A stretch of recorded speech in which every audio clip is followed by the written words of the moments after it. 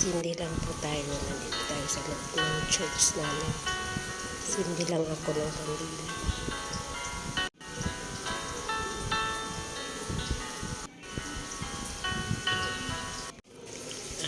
Nagsindi po ako ng kandila kasi ngayong araw na to ay kaarawan ng aking anak. Ang hiling ko lang sa ating ama ay sana bigyan siya ng malakas na pangangatawan lagi, malayo sa anumang kapahamakan, at sana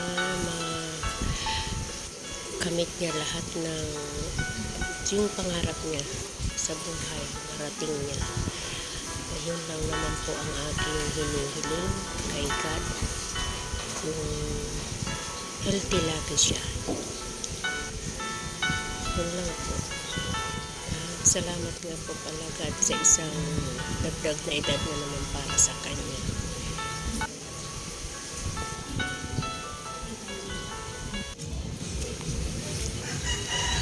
Araw-araw po yan po ang inaakyat baba akong hagdan. So yan, malapit na po ako sa bahay na. Uwi na po tayo.